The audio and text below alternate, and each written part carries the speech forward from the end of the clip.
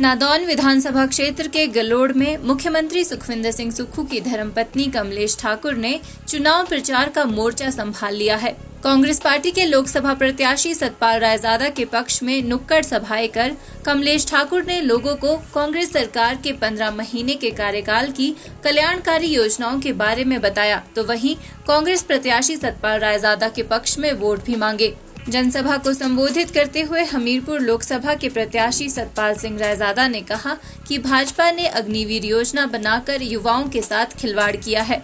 उन्होंने कहा कि अनुराग सिंह ठाकुर खुद तो लेफ्टिनेंट बन गए, लेकिन प्रदेश के युवाओं को रोजगार भी नहीं दिया। उन्होंने कहा कि हिमाचल में सबसे ज्यादा हमीरपुर से लोग सेवा में भर्ती होते हैं, लेकिन अग्निवीर योजना लाने के बाद युवाओं ने भर्ती होना ही छोड़ दिया है। रायजादा ने कहा कि कभी भी केंद्रीय मंत्री अनुराग ठाकुर हिमाचल क्षेत्र के मुद्दों को संसद में नहीं उठा पाए हैं। और आज मैं आपको बताना चाहता हूं, आज आप सारी जनता जो है माता सीता का रूप है और उसी तरीके से आपका चीरहरण हो रहा है।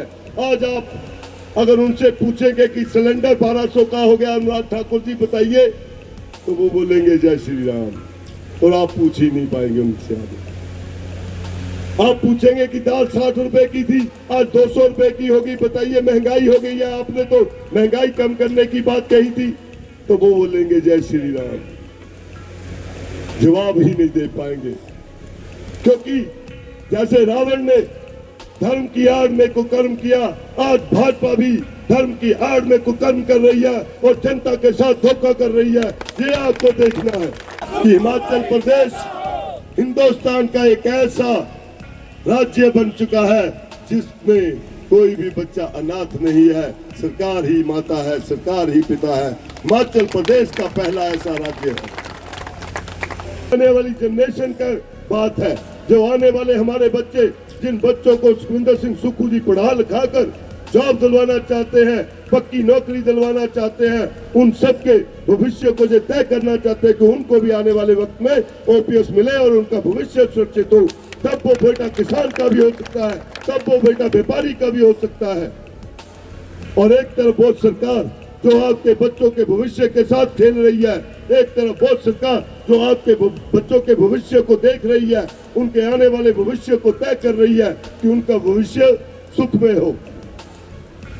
अब तय आपको करना है, किस सोच चलना है। आज लड़ाई ये नहीं है कि सतपाल रायजादा जीतेगा या अनुराग ठाकुर जीतेगा। लड़ाई ये है कि आने वाला भविष्य में जो बच्चे आपके हैं वो भी आपसे पूछेंगे कि जब उनके भविष्य के साथ खेला जा रहा था तब आप किस ओर बैठे थे। छोटा सा कंपैरिजन करना चाहूंगा दो सरकारों के बीच। एक केंद्र में बैठी सरकार जो जब 10 साल पहले दिल्ली में आई और उन्होंने एक बड़ा गलत फैसला जो लिया, सबसे गलत फैसला था वो अग्निवीर का था।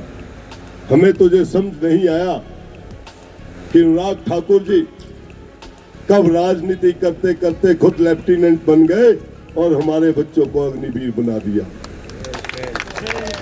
मैं कहना चाहता हूं और दिल्ली की बैठी सरकार से भी पूछना चाहता हूं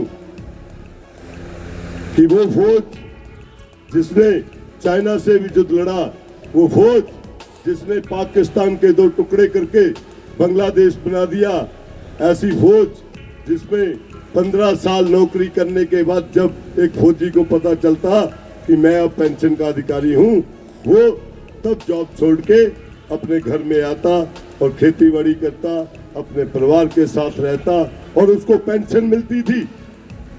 पेंशन के बाद उसको मेडिकल फैसिलिटी मिलती थी।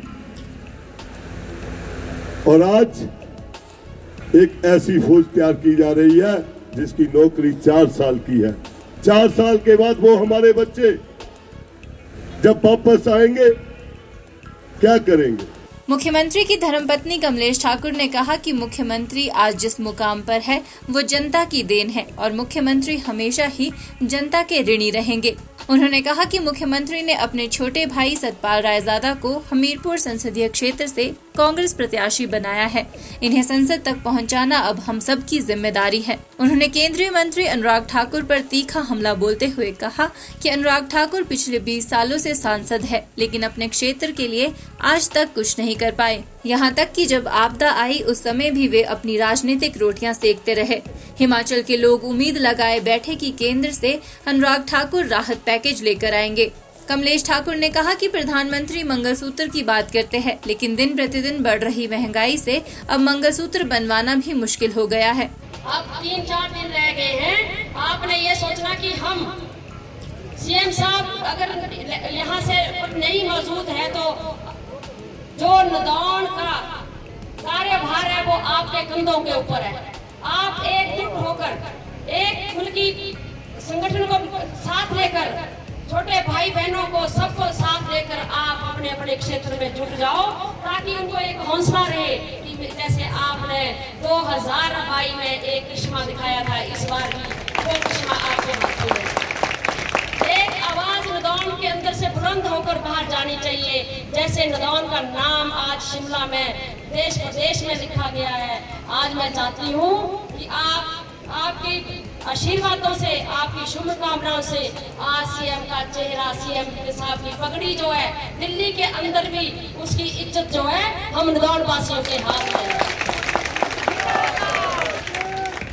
और मुझे पूर्ण आशा है कि हो सकता है सीएम साहब से आपके प्रति कुछ कमियां रह गई होंगी। अभी 3-3.5 साल हैं, आपने चिंता नहीं करनी।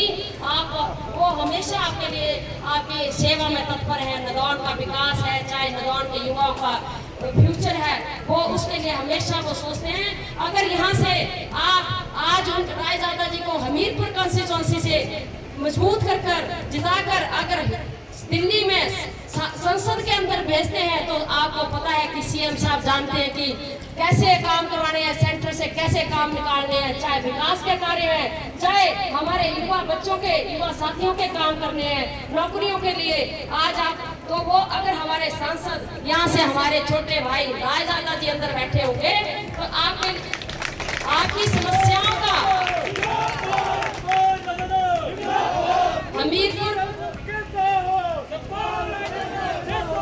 हमीरपुर की संसदीय क्षेत्र की समस्याओं का समाधान जो है सांसद हमारे सतपाल रायजादा जी होंगे। और वो जो चिट्ठी लिखी जाएगी, एप्लीकेशन जाएगी, वो सतपाल रायजादा जी के हाथ के द्वारा अंदर जाएगी और सीएम साहब वाले बोलेंगे कि रायजादा जी ये काम करवा के लाओ, क्योंकि रायजादा जी उनके छोटे भाई हैं और ये हमेशा उनके साथ खड़े रहे, चाहे सुख है चाहे दुख है। आपने अपने आप को 22 साल ठगा सा महसूस किया है। बहुत होती है 22 साल की तपस्या। हमारे उनकी एक दुर्भाग्य समझ लो या कुछ भी समझ लो, 22 साल बहुत होते हैं। इस बार तो हमारे सांसद Anurag ji full fledge central minister थे, क्या नहीं कर सकते थे। आपदा के अंदर वो 1000-2000 की बात करते हैं, एक सांसद को 5 करोड़ रुपया एक साल का मिलता है।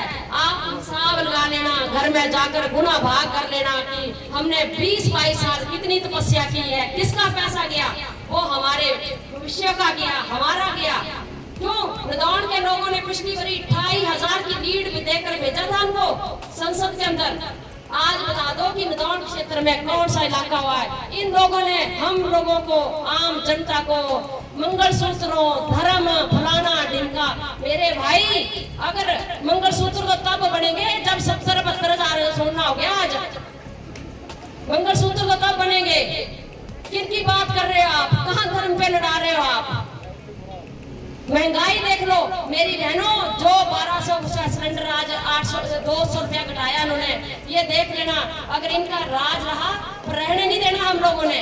इन्होंने 2000 तक पहुंचा देना है। और आप जानते हैं कि यही सिलेंडर हमारे कांग्रेस के राज में अभी 10 साल हुए, जिस कांग्रेस को बोलते हैं कि देश को लूट लिया। कांग्रेस पार्टी ने गरीब का पेट नहीं घोंटा कभी भी। गरीब के पेट पे छुरी नहीं चलाई। जो आज 900-1000 रुपए का सिलेंडर मिल रहा है, वो हमारे टाइम में 10 साल पहले 472 रुपए का मिलता था। हमारी सब्सिडी आती थी। आज इन्होंने खाने की चीजों के ऊपर टैक्स लगा दिए। कांग्रेस पार्टी ने ऐसे अत्याचार लोगों के ऊपर कोई नहीं किया है। उन्होंने गरीब अमीर को बराबर किया है। जिसके पास जमीन नहीं थी, जमीन दी, नौकरी वाले को नौकरी दी। उन्होंने कहा कि चुनाव को देखते हुए केंद्र सरकार ने गैस के दामों को कम कर दिया है। अगर एक बार फिर मोदी सरकार को मौका दिया गया तो सिलेंडर 2000 तक पहुंच जाएगा। इसलिए कांग्रेस पार्टी के पक्ष में वोट कर केंद्र में कांग्रेस की सरकार बनाना हम सभी का कर्तव्य है। हिमाचल न्यूज़ 24/7 के लिए हमीरपुर से मीनाक्षी सोनी की रिपोर्ट।